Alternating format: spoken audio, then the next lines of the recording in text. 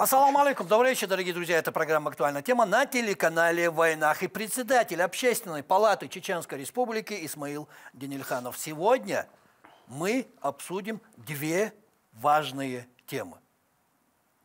А впрочем, все по порядку.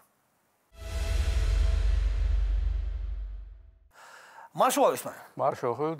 А действительно, мы с вами сегодня постараемся обсудить две важные темы. Но сперва хочу задать вам вот такой вопрос. Общественная палата все чаще включается в реализацию социально-политических проектов. Это примета времени или что? Это, скорее всего, говорит о том, что наше государство, Россия, она развивается. Как мы помним, после развала Советского Союза, в принципе, институтов гражданского общества, в принципе, не было как таковых, то есть современных, понятных, структурно работающих. И, как мы знаем, есть такое понятие, как сильное государство, это сильное гражданское общество. И здесь, скорее всего, мы видим усиление роли гражданского общества в принятии различных решений, в том числе и тех, которые решают глобальные задачи. То есть это как бы вызов временный, это необходимость, потому что мы видим, как власть, по большому счету, иногда отдает свои функции, то есть принятие решений обществу. И здесь, опять же, открытость власти говорит о том, что этот диалог, он необходим. И тут никуда не денешься. И тут никуда не денешься, потому что это нормальное развитие государства. То есть мы видим, как и... То есть это последовательный процесс, который мы видим идет, то есть усиление гражданского общества, это усиление и власти, потому что из-за того, что у нас есть диалог между гражданским обществом и властью, мы сегодня видим сильную Россию. То есть мы можем противостоять тем вызовам, которым стоит перед Россией. То есть мы видим, как Запад свои нападки постоянно не оставляет попытки там подбить это. Но мы видим, что Россия усиливается, то есть и за счет того института гражданского общества также.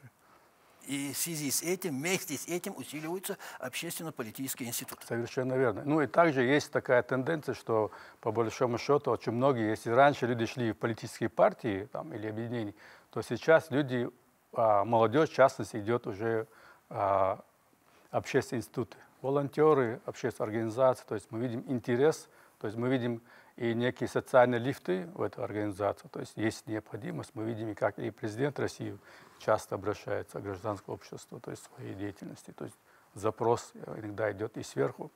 Очень интересная тема для нашей следующей Я думаю, программы. Он поговорит об этом. Да, а пока спрошу у вас о съезде, который должен состояться в марте месяце у нас здесь, в Чеченской Республике. Что, как, когда, почему? Рассказывайте.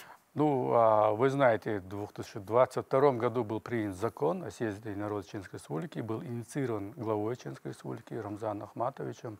И благодаря этому закону сегодня мы миру дали, уже, можно сказать, состоялся этот инструмент, который называется съезд. Это, скорее всего, отсылка к нашему прошлому, когда наши предки созывали Мехкел, где представители разных родов, тейпов, населенных пунктов принимали участие, принимали решения. А сегодня СЕД – это такой современный институт гражданского общества, который, кстати, не имеет аналогов в мире, где мы можем решать, обсуждать вопросы, насущные вопросы, вызовы современности. А мы знаем, что в этом году у нас очень большой вызов – это глобальный политический процесс, который пройдет на территории России. Это выборы президента России, который будет иметь последствия для нашего ближайшего будущего. Которые очень ждет весь мир. Соответственно, Общественная палата имеет право инициативы. Мы выступили инициативой проведения съезда накануне выборов. Это 2 марта. Здесь, опять же, если раньше мы проводили такие глобальные съезды, то есть... Вот об этом я у вас и хотел спросить. 2 марта – это специально? Да, действительно, это было до выборов, потому что был запрос у общества, запрос у делегатов, то есть было очень много обсуждений, чтобы встретиться, обсудить. Потому что мы видим, что властные структуры принимают участие в выборах. То есть мы видим постоянно вот это избирательная комиссия, другие институты государственной власти принимают участие. И, конечно, гражданское общество, как мы уже говорили чуть ранее, тоже хочет принимать участие в обсуждении вопросов. И, соответственно, конечно, повестка дня еще не утверждена, она утверждается на заседании первым вопросом. Но я думаю, что мы все-таки будем обсуждать вопрос все-таки выбора президента России и, безусловно, важности принимать участие в этих выборах, потому что это гражданский долг. То есть, опять же, мы видим, что гражданское общество изъявило желание принимать участие в этих выборах, что очень важно. Вот о чем мы с вами начали свой разговор.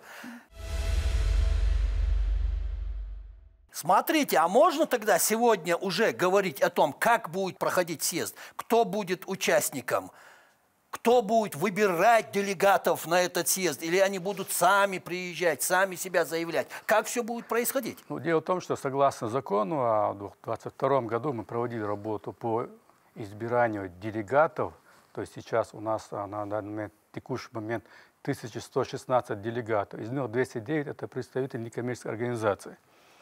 А остальные представители – это люди, которые проживают во всех населенных пунктах. То есть наша задача была, чтобы каждый населенный пункт Чеченской Республики, каждый город, каждое муниципальное образование представили своих кандидатов на 5 лет. То есть эти делегаты избираются на 5 лет.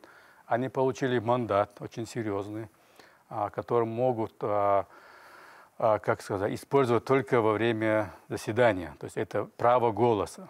Не все, вот понимаете, что у нас 1,5 миллиона населения, но только 1116 человек получили право быть делегатом, выступать от гражданского общества, выступать от населения. Более того, на мероприятии, конечно, у нас будут почетные гости, это представители власти, духовенства, творческой интеллигенции. И опять же, следуя традициям, уже традиционно сложилось, что на мероприятии мы приглашаем представителей нашего диаспоры, проживающих на Ближнем Востоке. Съезд народа Чеченской Республики. Да, проживающих в странах Средней Азии, проживающих в Европе. Здесь задача, скорее всего, общественной палаты и съезда дать площадку выговориться людям, чтобы люди из разных регионов собрались. То есть, получается, вся география будет присутствовать. И мы можем здесь обсудить те насущные проблемы, те вызовы, которые мы видим. То есть, если мы в прошлом году отмечали 20-летие Конституции и говорили о том, что о той пути, который мы прошли за 20 лет, то сегодня, наверное, я всегда на выборах президента вспоминаю 2000 год, когда мы проводили выборы президента России. Это был очень сложный период, когда была война, когда было непонятно, как будет наше будущее. То сегодня нам все это понятно, правильно? Мы понимаем, что выбор, который был сделан еще 24 года назад на выборах президента России, он актуален и сегодня. Но сегодня мы живем абсолютно в другой республике, мирной, процветающей, где живут счастливые, спокойные, умные люди, которые с уверенностью смотрят в будущее. Что из каких стран будут перечислять? Делегаты? Уже известно? Нет, заявки, конечно, есть. Это Казахстан, это Узбекистан, заявки есть. Это Иордания, это Саудовская Аравия, это Эмираты, это Сирия, Турция. Это почти вся Европа. То есть, конечно, есть. То есть, съезд народа чеченского. Там точно какое-то количество довольно сложно. Но я думаю, что представительная делегация будет. А если больше приедут?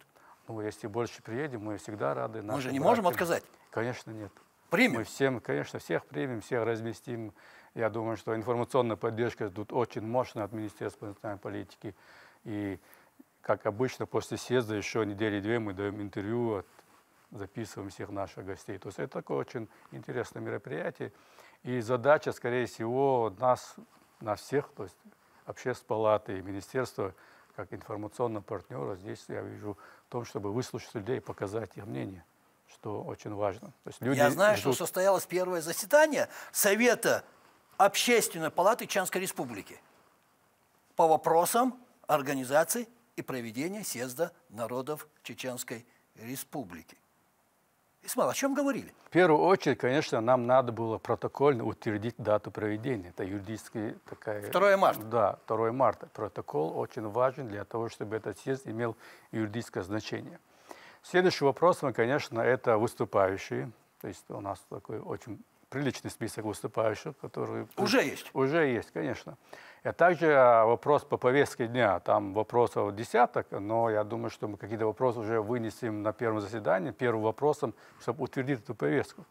И, конечно, нам нужно принимать резолюцию. Это очень важный документ, который потом будет опубликован, будет доведен до каждого жителя. Сколько дней будет проходить съезд? И где он будет проходить? Ну, Если можно, об этом уже говорить. Да, ну, заседание съезда будет проходить один день, как стандарт, чтобы и приезжие, и мы здесь находящиеся могли спокойно поработать. Он будет проходить в театре имени Нурадилова, Ханпаши Нурадилова 2 марта. А начнем заседание 11 часов. Да, немало места будет?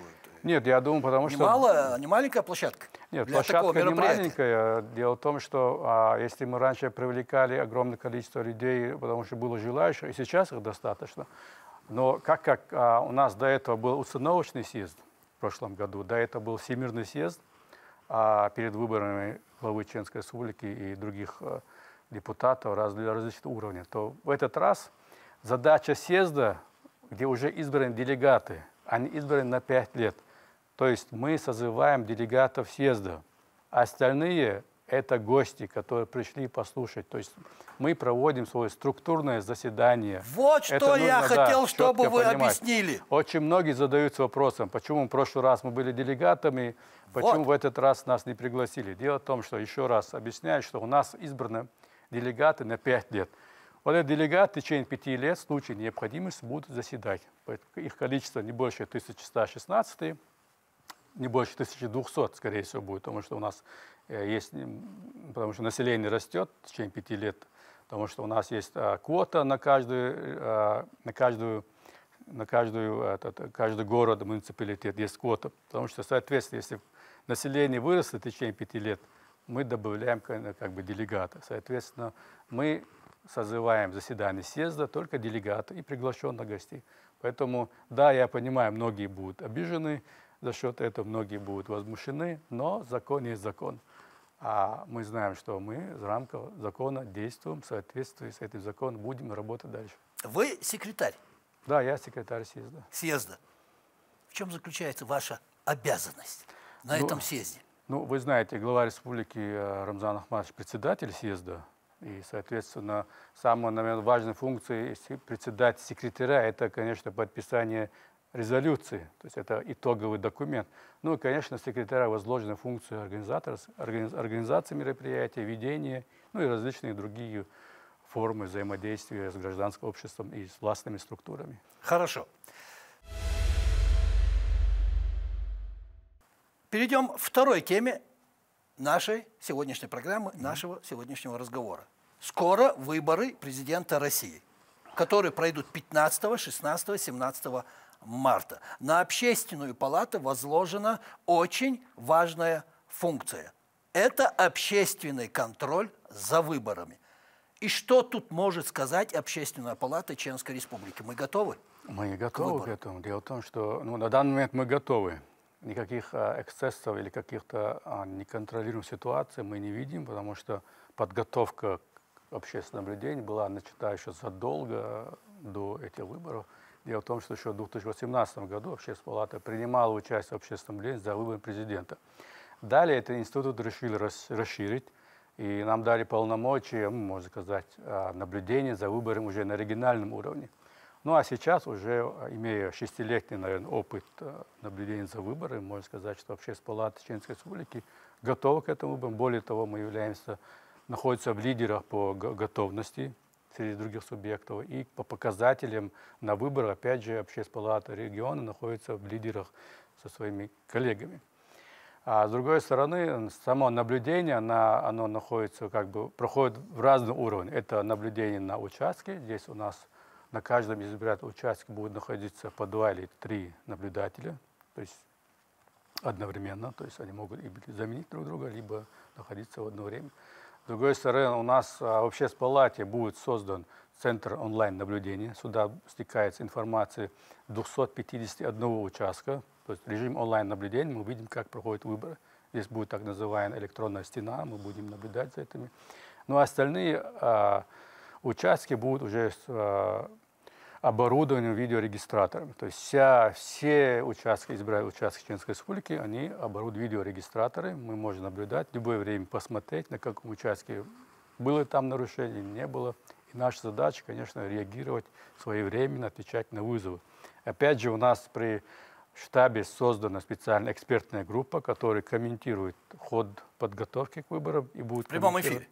Ну, не то, что прямой эфир. Например, прошла процедура регистрации всех кандидатов. Появился кандидат, который недоволен, что его не зарегистрировали. Задача эксперта — выдать экспертное мнение, сказать, согласно закону его правильно не зарегистрировали или нет, есть ли здесь нарушение закона или нет. То есть эксперт сопровождает в информационном поле именно вот такие явления. То есть когда кто-то возмущается, либо кто-то говорит, что есть нарушение, задача эксперта — доказать или показать правоту этого человека, либо доказать его неправоту. То есть... И тут вопрос набором наблюдателей, на какой это стадии данный процесс, на какой стадии процесс назначения наблюдателей на выборы президента Российской Федерации. И вообще, кто может стать кандидатом наблюдателя? Он снимается? Нет, кандидатом, наблюдателем... Или как? Нет, наблюдателем может стать любой гражданин, который исполнилось 18 лет, проживающий на территории. Но это важный общественный пост. Это очень важный пост. Но наша задача с первого дня это было то, чтобы привлечь к наблюдению людей, которые уже имеют опыт работы на выборах. То есть это люди, которые имеют какую-то свою гражданскую позицию. С другой стороны, для нас было важно, чтобы наблюдатели были люди, которые, например, у нас выбор проходит на жюрте. И задача была, чтобы человек был из жюрта, чтобы это был лидер общественного мнения, не просто там прохожий, которого мы взяли и оформили, а человек, который его все знают, уважают, его мнение авторитетно. С другой стороны, мы в течение полугода проводили специальные тренинги, семинары, обучающие для наших наблюдателей. На сегодняшний день у нас набрано 1340 наблюдателей, то есть это покрывает все избирательные участки, из них более 100 – это у нас резерв. То есть в случае, если кого-то надо будет заменить, и мы оперативно его заменим. Опять же, наблюдатели – это люди, которые часто проявили свою инициативу, чтобы стать общественным наблюдателем. Опять же, у нас заключены соглашения с некоммерческими организациями, то есть это наши партнеры. И, конечно, некоторые политические партии, которые тоже являются нашими партнерами, изъявили желание помогать нам с наблюдателями. То есть у нас никаких проблем в вопросе наблюдения за выборами нет. У нас и не должно быть. И не должно быть. Не должно быть. Хорошо. К сожалению, время нашего эфира заканчивается. Очень актуальный разговор. И мой последний вопрос. Сегодня наша страна, а вы это знаете лучше меня, находится внутри информационного противостояния. Запад, вот скажу так, инвестирует в негативную повестку, пытается создать у россиян ощущение, что с выборами происходит что-то не так. И старается навязать мысль, что данные выборы нелегитимны. И тут у меня вопрос к вам, Исмаил. Вот что мы можем противопоставить таким фейкам, таким слухам, такой лжи, скажем вот так? Но здесь есть очень интересный нюанс, который, наверное, многие не знают. Когда Запад говорит, что они не признают выборы, это ни о чем не говорит, потому что в международном праве нет такого понятия непризнания выборов в каком-то государстве. Если Россия – это признанное государство, которое входит в ООН и другие международные структуры, то как можно не признавать выборы, которые там проходили? Юридически это нонсенс. Соответственно, нам нужно всего лишь показывать идиотизм наших западных партнеров, как говорит наш президент, и показать уровень их образованности. То есть это элементарные вещи, которые любой школьник, старшеклассник разобьет два пальца. То есть нет такого понятия непризнания выборов. Но опять же, это игра слов. В прошлом году, мы помним, Запад заявил, что еще до начала выборов, до того, как это выборы еще назначены, объявил, что они не признают выборы. Но, с другой стороны, зачем нам с этим бороться? То есть, если внутренне гражданское общество, власти, все структуры, они взаимодействуют, работают, то есть, а весь остальной мир, кроме западных стран, нас поддержит и понимает, то есть, с этой стороны. Нам не нужно обращать вот на это все... Конечно, нет. Скорее всего, нам нужно бороться с каким-то внутренним врагом больше, то есть теми, кто находится внутри нас. То есть, да, мы не можем туда поехать и закрыть их, но, с другой стороны, мы можем работать здесь, потому что у нас есть законы, которые прекрасны, тот же закон об иностранных агентах, тот же закон о дискриминации вооруженных сил. То есть со всеми инструментами надо работать.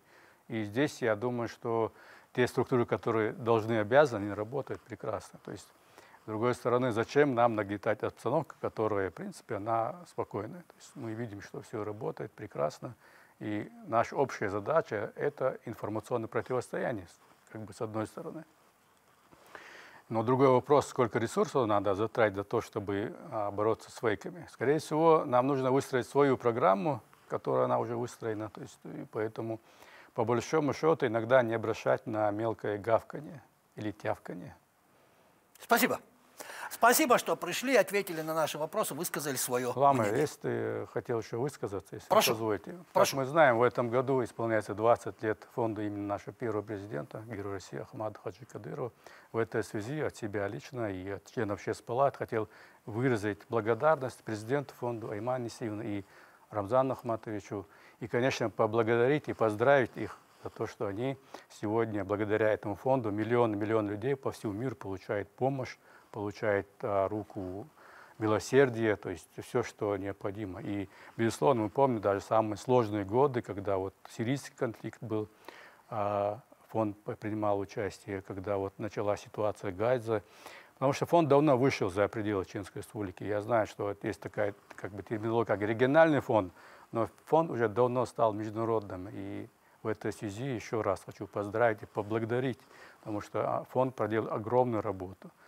И, конечно, если мы даже будем перечислять все добрые дела фонда, нам понадобится очень много времени. Поэтому от себя, от всего гражданского общества большое спасибо.